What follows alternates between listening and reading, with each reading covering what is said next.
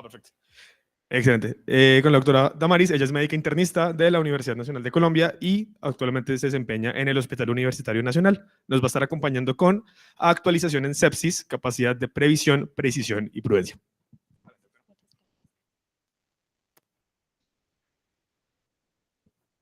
Bueno, muy buenas tardes a todos. En primer lugar, pues quiero felicitar al grupo de residentes de medicina interna por organizar este evento y por la invitación. Bueno, la importancia de hablar de sepsis es que es un síndrome clínico frecuente en el mundo realmente. Para el año 2017 se identificaron 49 millones de casos nuevos de sepsis, esto es a nivel mundial, y cerca de 11 millones de muertes relacionadas con la sepsis. Para nosotros, para la región de las Américas, hay una incidencia que realmente es intermedia entre los países del primer mundo y el África pues subsahariana. Sepsis y shock séptico representan una elevada mortalidad incluso en los países desarrollados, donde se ha encontrado una mortalidad del 24% de los pacientes con sepsis a 30 días y esta mortalidad se eleva hasta el 34% en pacientes que se deterioran o que progresan a choque séptico. Adicionalmente, cuando extendemos el seguimiento de los pacientes, no solo a 30 días, sino a 90 días, esta mortalidad continúa aumentando. ¿Eso qué quiere decir? Quiere decir que hay un gran impacto de la enfermedad, no solo en la fase aguda de la enfermedad, sino que hay un impacto real a mediano plazo e incluso a largo plazo. También se ha identificado que hay una correlación directa entre la severidad de la disfunción orgánica que presenta un paciente con sepsis y la mortalidad. Hay un aumento de cerca de 2.4 puntos porcentuales por cada punto que se eleva el SOFA. Quiere decir que sobre esa mortalidad basal hay un aumento de la mortalidad por cada disfunción orgánica que presente el paciente con sepsis y con choque séptico. Para nosotros, para Colombia, es difícil establecer una epidemiología a larga escala. Aquí tenemos los datos del Sistema Nacional de Estadístico, DANE. Sin embargo, estos datos son difíciles de establecer, de interpretar, porque se hace un registro de la mortalidad basado en cadenas de eventos y muchas veces el diagnóstico de sepsis pues se queda dentro de la cadena de eventos, pero puede ser que no sea lo que finalmente lleve a mortalidad del paciente. Sin embargo, en algunas de estas estadísticas, esto es para el año 2022, ya sabemos que empiezan a aparecer algunas enfermedades infecciosas como parte de las principales 10 causas de muerte en nuestro país y adicional a eso también encontramos causa de mortalidad otras enfermedades que frecuentemente son comorbilidades de los pacientes con sepsis, pero que también son factores de riesgo para desarrollar infecciones, como son las enfermedades crónicas del tracto respiratorio, los pacientes que tienen diabetes y los pacientes que tienen enfermedades tumorales o cáncer. Este es un estudio epidemiológico que se desarrolló en 10 hospitales universitarios en 4 ciudades. Realmente la duración del estudio es corta, pero aporta una información muy valiosa. Se encontró una mortalidad del 21% en lo que ahora pues tenemos como definición de paciente con sepsis. En este momento se utilizaba otra definición, pero se puede realizar un ajuste y una extrapolación y se encontró una mortalidad de 45% de los pacientes con choque séptico. Eso quiere decir que hoy estamos hablando de una patología que puede generar mortalidad en 1 de cada 2 pacientes que cursan con esta entidad. Y hay otro dato muy interesante y es que de estos pacientes el 31% tenía infecciones que fueron adquiridas en el hospital. Significa que no solo debemos pensar en sepsis y choque séptico en ese paciente que está consultando por síntomas infecciosos, sino también en el paciente que está en cualquier área de atención, desde consulta externa hasta incluso un paciente que está hospitalizado en la UCI y que presenta un deterioro agudo. Este es otro estudio, este es un estudio también realizado en unidades de cuidado intensivo en Colombia, son 12.000 pacientes que ingresaron a 300 unidades de cuidados intensivos. Estos datos son tomados también del Ministerio de Salud y se encontró que la mortalidad de los pacientes con sepsis era del 15% a 30 días, pero que esa mortalidad siguió aumentando hasta el 36% al primer año. Y hay un dato muy interesante y es que de todos los pacientes que ingresaron a cuidados intensivos, los pacientes que tenían diagnóstico de sepsis tenían menor supervivencia cuando se comparaban con pacientes que ingresaron a la UCI por otras causas. Quiere decir que el pronóstico en sepsis y en choque séptico es ominoso, es difícil, es una patología que amerita una identificación temprana y un manejo agresivo. Hay 2 conclusiones razonables para todo lo que hemos hablado. Es frecuente y tiene elevada mortalidad, por eso es tan importante. Desde el 2002 aparece una iniciativa colaborativa de 2 sociedades científicas europeas en las que se propone una campaña para la supervivencia a la sepsis. Esta campaña tiene 2 objetivos. El primero es visibilizar el grave problema con respecto a la sepsis y el segundo es que buscamos generar unas recomendaciones para la identificación, el manejo de la sepsis que permita disminuir la morbilidad y la mortalidad de estos pacientes a largo plazo. Aparecen las nuevas ediciones de las guías en 2008 y 2012, una conferencia de consenso para revisar la definición en 2016, las primeras guías de pediatría en 2020 y la última edición, que es la que tenemos actualmente, que hace un énfasis especial en los cuidados post-UCI, teniendo en cuenta todo lo que hemos visto del impacto a largo plazo de esta enfermedad. Bueno, la identificación temprana es uno de los pilares en el tratamiento de la sepsis. Esta es la primera recomendación que hace la guía del Surviving Sepsis. Dice, hay que establecer un programa para detectar esta enfermedad en los pacientes que están agudamente enfermos y en los pacientes que tienen alto riesgo para patologías infecciosas. El objetivo es educación, adherencia a los bundles o a los bucles de manejo de la primera y la tercera hora, analizar esos resultados con respecto a los tratamientos que se instauraron y buscar continuamente oportunidades de mejora. Y es por esto que aparece el Código Sepsis. El Código Sepsis se ha establecido en múltiples lugares del mundo y también en muchos centros hospitalarios en Bogotá y ya se están recolectando los resultados de estas estrategias. En nuestra institución tenemos una primera aproximación, que es el ECVE de manejo del paciente con sepsis y choque séptico y que posiblemente va a ir evolucionando también en el tiempo. Bueno, estos son también sistemas de alerta tempranos electrónicos que se han desarrollado a nivel del mundo. Estos sistemas de alerta, sobre todo son estudios observacionales en Estados Unidos, han demostrado que cuando se utilizan, disminuyen el tiempo hasta el inicio de la administración de líquidos, disminuyen el tiempo hasta la toma de los cultivos, disminuyen el tiempo hasta el inicio de antibiótico, que es una intervención que impacta en la mortalidad. Sin embargo, todavía son estudios iniciales y tenemos algunas limitaciones. Estos estudios son retrospectivos, varían los modelos electrónicos que se utilizaron, es variable también los predictores y las definiciones de sepsis que se utilizaron en cada uno y ya empieza a describir la literatura que hay una sobrecarga del equipo de atención, hay un número elevado de alertas y puede ser que el equipo de atención descuide a otros pacientes con otros diagnósticos por llegar temprano al diagnóstico de sepsis. Entonces, por el momento se están evaluando con precaución. Estos son artículos relativamente recientes, pero es probable que sea en los próximos años, esto estará en auge y será el futuro también del diagnóstico temprano en la medida que se alimenten esos sistemas electrónicos de diagnóstico. Bueno, las definiciones actuales que tenemos de sepsis, para saber de qué estamos hablando el día de hoy. Entonces, sepsis se define como una disfunción orgánica que amenaza la vida, siempre lo recalcamos a lo largo de toda la charla, y que es causada por una respuesta disregulada del huésped a la infección. Por el momento, no tenemos cómo identificar qué respuesta es disregulada del huésped o no hay un biomarcador para decir qué es disregulado y qué no. De manera que para hacer esto objetivo utilizamos la escala del SOFA para medir, digamos que estructuradamente, la disfunción orgánica y establecer si el paciente está presentando una disfunción orgánica nueva que es atribuible a la infección.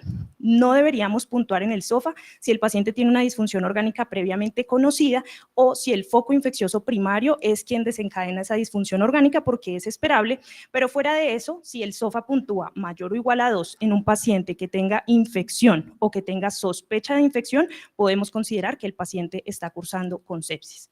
Y para choque séptico es un subgrupo de pacientes que tienen sepsis en los cuales hay unas anormalidades metabólicas, celulares, circulatorias que son mucho más profundas y que aumentan sustancialmente la mortalidad. Para la definición operativa, entonces tenemos que la sepsis o el paciente con sepsis que está persistentemente hipotenso a pesar de la adecuada reanimación con líquidos, que requiere un vasopresor para mantener la media por encima de 65 y que tiene lactato mayor a 2, cumple criterio de choque séptico. Bueno, no existe un gol estándar para el diagnóstico de sepsis, no existe un biomarcador único, un laboratorio que nos permita confirmar o descartar y por lo tanto debemos volver siempre a la evaluación clínica del paciente que tiene sospecha o confirmación de infección, ¿de acuerdo? Siempre debemos volver a hacer la historia clínica, interrogar los factores de riesgo, las comorbilidades, los síntomas que presenta el paciente y hacer un examen físico. De esta manera podemos identificar incluso disfunciones orgánicas tempranas. Por ejemplo, si hay un paciente que tiene síntomas infecciosos de tracto urinario y está ictérico, ya estamos sospechando que el paciente tiene disfunción orgánica. Si el paciente tiene síntomas respiratorios y creemos que hay una neumonía, el paciente nos comenta que está oligúrico, ese paciente podría tener ya disfunción orgánica. Y adicional a eso, podemos hacer diagnóstico súbito de que el paciente está mal perfundido, de que el paciente está en choque y de que ese paciente está presentando una condición grave que no es una infección no complicada, sino que puede estar, en este caso, en choque séptico. Debemos utilizar los scores, los recomiendan las guías. El CIRS, pues que es ampliamente conocido, sigue siendo una herramienta muy útil para identificar a los pacientes que tienen infección, siempre que tengamos en cuenta algunas consideraciones. La respuesta del CIRS puede ser inflamación de origen no infeccioso. El CIRS por sí mismo, asociado a una infección, no indica que hay una respuesta irregulada del huésped. Un paciente puede tener neumonía, tener fiebre, tener taquicardia, y eso es fisiológico. Por lo tanto, hay que interpretar adecuadamente que tener una infección y tener CIRS no hace diagnóstico de sepsis, son situaciones diferentes. Gracias. Y adicionalmente, que 1 de cada 8 pacientes en promedio puede cursar con sepsis sin presentar respuesta inflamatoria, en especial pacientes que están inmunosuprimidos o algunos pacientes bajo manejo farmacológico como betabloqueadores, antipiréticos, que podrían tener de pronto una respuesta atenuada o diferente. Se pueden utilizar otras escalas que sirven para identificar pacientes que están agudamente enfermos o pacientes que tienen deterioro clínico y aproximarnos a ellos para identificar si tienen sepsis de manera temprana. Una vez que diagnosticamos la sepsis, de acuerdo a la definición, entonces debemos iniciar la reanimación. Esa reanimación debe ser inmediata. Y la primera línea de tratamiento son los líquidos endovenosos. Sobre esto no tenemos mucha duda, es un componente esencial de la terapia en sepsis, busca restablecer la perfusión tisular macro y microhemodinámica, debemos utilizar cristaloides balanceados, quiere decir que el lactato Ringer está perfecto, y además se recomienda, de acuerdo a la guía, un bolo o una dosis de 30 cc por kilo en las primeras 3 horas. Aquí está la primera dificultad y es la controversia que existe con respecto a esta recomendación. Es una recomendación con baja calidad de la evidencia, es una recomendación débil y surgen unas preguntas de si a todos los pacientes les vamos a colocar 30 cc por kilo. Surge una duda, ¿qué hacemos con el paciente que tiene ya sobrecarga identificada o riesgo de sobrecarga? ¿A cómo le debo continuar los líquidos endovenosos? Si yo puedo repetir o no el bolo de acuerdo a la respuesta. Y entonces empieza a surgir una preocupación que es una preocupación verdadera. Ya sabemos que los líquidos endovenosos y la sobrecarga, la congestión, el edema tisular puede generar efectos deleterios que pueden llevar a disfunción orgánica. Y esa disfunción orgánica puede ser multiorgánica, respiratoria, sistema nervioso central, edema miocárdico, renal, a todos los niveles hay efectos adversos de la sobrecarga de líquidos porque los líquidos siguen siendo un medicamento igual que los demás. Y adicional a eso, también está demostrado que los pacientes que están con sobrecarga hídrica pueden tener una ventilación prolongada, lesión renal aguda e incluso aumento en la mortalidad. Entonces empezamos a discutir un poco sobre esa recomendación y a tener en cuenta que esto ya está demostrado. Sin embargo, se han llevado a cabo unos estudios recientes, esta es una revisión sistemática que es el Próspero, que revisa varios estudios que han utilizado estrategias de alto volumen versus bajo volumen y básicamente lo que nos dice es probablemente poca o ninguna diferencia en mortalidad o en eventos adversos serios. Planteando esta pregunta, otro estudio también reciente, New England, conocido por todos, en el que 60 centros se aleatorizan a los pacientes a las 4 horas tras una reanimación inicial con líquidos y se utiliza un grupo restrictivo versus un grupo liberal de líquidos. Hay una diferencia significativa en el volumen de líquidos que se utilizó entre los dos grupos y encontramos que en el grupo restrictivo se utilizó con mayor frecuencia el vasopresor, se inició de forma más temprana, mayor duración del soporte vasopresor. Sin embargo, no hubo diferencia en mortalidad antes del egreso a los 90 días entre los dos grupos, no hubo diferencia en días de ventilación, reemplazo renal, estancia en la UCI, estancia hospitalaria y tampoco hubo diferencia en los subgrupos que nos preocupaban por el riesgo de sobrecarga de volumen. Aparece también este estudio que es en pacientes en choque séptico, que es el CLASSIC, y también revisan la estrategia liberal versus la estrategia restrictiva. A 90 días tampoco diferencias en los desenlaces de mortalidad. Entonces hay una dificultad para establecer la dosis ideal de líquidos endovenosos.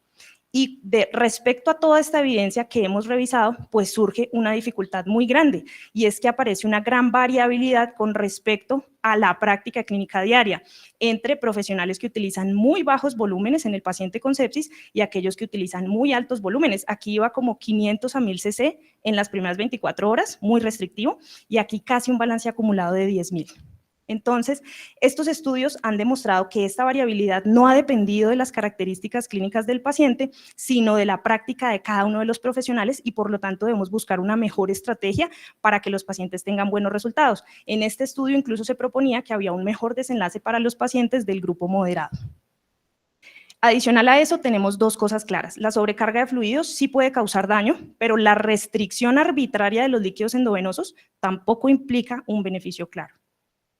Entonces, ¿qué podemos hacer? Estrategias, sugerencias. 1, identificar las fases de la reanimación, saber si el paciente está en esa fase inicial, donde utilizamos mayor volumen de líquidos, los infundimos un poco más rápido, si el paciente ya está en una fase de optimización y de pronto hacemos una evaluación de si requerimos utilizar o no más líquidos endovenosos, si ya está estable o está en desescalonamiento. Estas fases se sobrelapan y es el juicio clínico el que debe decirnos si hay mayor riesgo o beneficio de utilizar los líquidos endovenosos.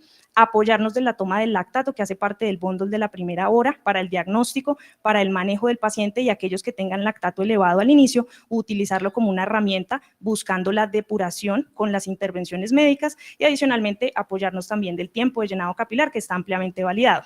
Y por supuesto, como ya nos comentaba el doctor Carmeno, pues hacer un uso dirigido de los líquidos a través de las variables dinámicas, que son superiores a las variables estáticas, y utilizar el ultrasonido enfocado, que por supuesto ha mejorado y ha revolucionado el manejo de los líquidos endovenosos y el abordaje de los pacientes con choque en cuidado crítico. Sobre los vasopresores no tenemos muchas dudas. La norepinefrina es el vasopresor de primera línea.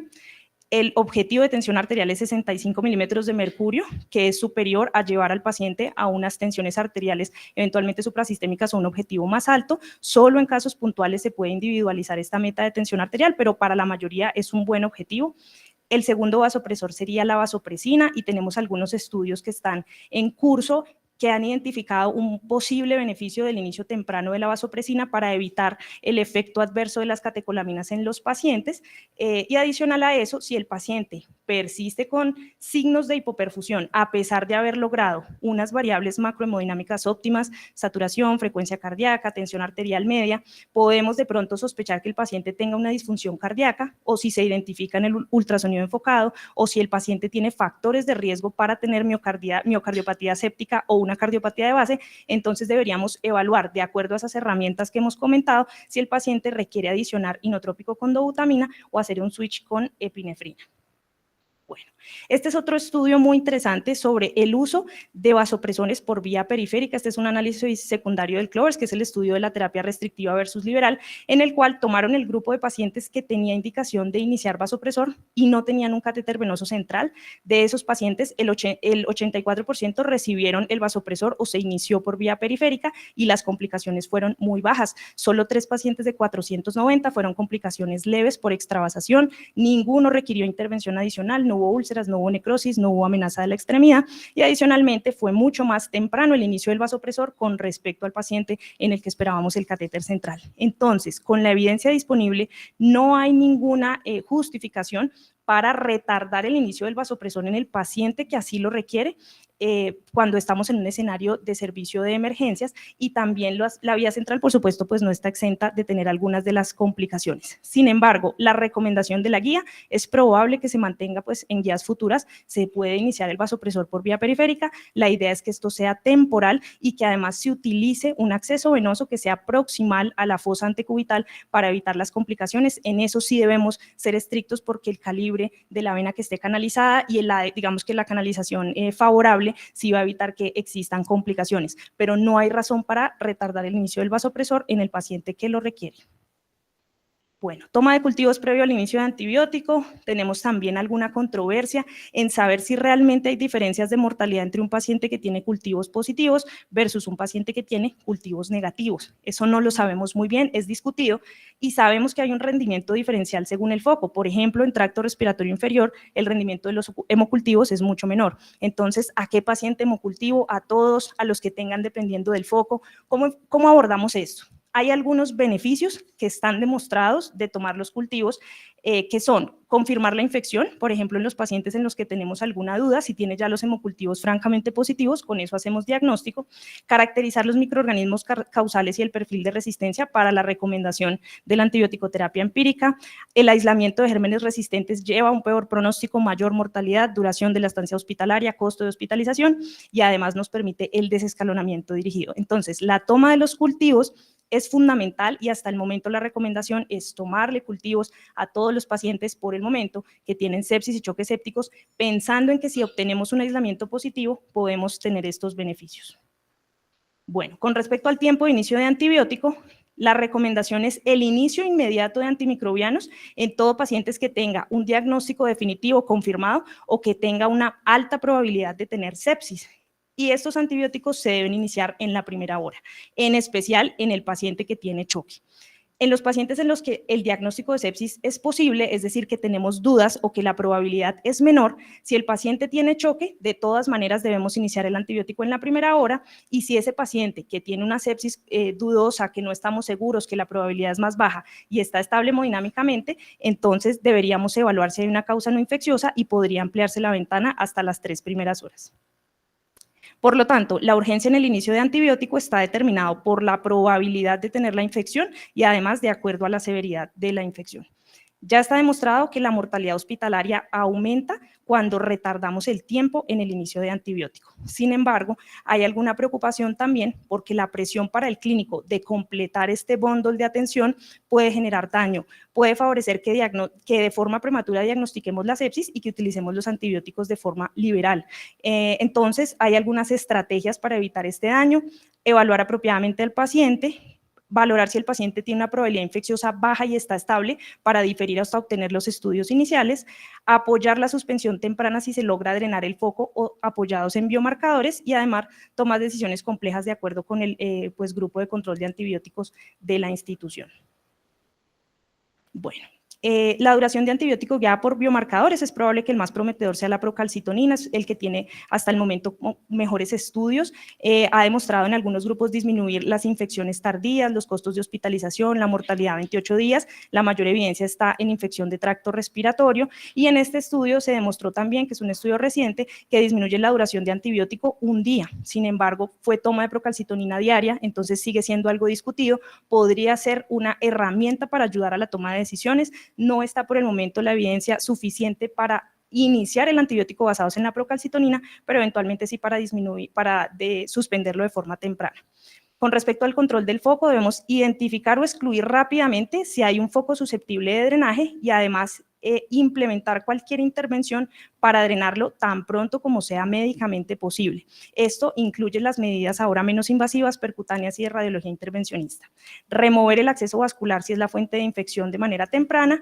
No tenemos certeza de cuál es el tiempo para el drenaje de foco, pero sabemos que entre más temprano mejor, idealmente en las primeras 6 a 12 horas, dice la recomendación. Sin embargo, hay algunas otras condiciones especiales. El paciente que es llevado a control de foco debe tener unas medidas iniciales de reanimación, no es ideal llevarlo inestable, sin la carga inicial de líquidos, sin el antibiótico iniciado. La infección intraabdominal y la infección necrotizante requieren mayor urgencia para el drenaje de foco y además es frecuente que los pacientes requieran varios procedimientos. Hay unas medidas generales para todos los pacientes que tienen sepsis y choque séptico, la gastroprotección si hay riesgo, la tromboprofilaxis farmacológica con heparina bajo peso si no hay contraindicación y el control adecuado de la glicemia. Y esto es lo nuevo en sepsis. Sabemos que es un síndrome heterogéneo, que es un grupo poblacional muy amplio y que tienen presentación clínica, curso y respuesta al tratamiento que son diferentes. Entonces se han hecho estudios retrospectivos para evaluar cómo es el comportamiento de los biomarcadores y se han identificado 4 fenotipos en sepsis que no solo tienen un comportamiento diferencial por biomarcadores, sino que también tienen diferente disfunción orgánica. De esta manera podríamos incluso predecir, si identificamos alguno de los fenotipos, qué disfunción orgánica va a presentar el paciente, anticiparnos, generar medidas de prevención y anticipar el soporte que va a requerir el paciente. Entonces, es un avance muy importante. Realmente los avances en Big Data, en inteligencia artificial, han permitido integrar datos clínicos y esos datos clínicos en el futuro van a incluir metabolómica, proteómica, análisis genéticos, análisis clínicos, y todo esto es mucho más sencillo de integrar con una inteligencia artificial. Es probable que para nosotros fuera muy difícil unir todos estos factores para identificar de forma temprana un fenotipo. De tal manera que esto lo que busca es identificar subgrupos de paciente con comportamientos similares que tengan una respuesta diferencial a las terapias y que puedan ser blancos terapéuticos. Algunos estudios en sepsis son negativos de la intervención porque tenemos una población muy heterogénea, pero si aislamos estas poblaciones y lo hacemos a una población dirigida, podemos acercarnos hacia la medicina de precisión. Como puntos clave, a pesar de la gravedad de la sepsis, es tratable, la identificación y el manejo temprano sí mejora los resultados, adherirnos a estos bucles de atención en la primera y en las 3 horas son medidas transversales a todos los pacientes, hay que reevaluar de manera constante al paciente para individualizar según el juicio clínico, según los hallazgos del ultrasonido, según los cultivos, según la recomendación del infectólogo. Hay una amplia heterogeneidad, pero nos aproximamos hacia la medicina de precisión, que es el futuro, y la introducción progresiva de la inteligencia artificial es indiscutible y es probable que podría transformar el entendimiento de la sepsis. La invitación es a mantener la actualización constante. Y aquí les dejo una máxima de mi libro favorito. Solo presta atención y aspira a ser bueno ante ti mismo en todo lo que hagas. La acción marca la diferencia. Muchas gracias.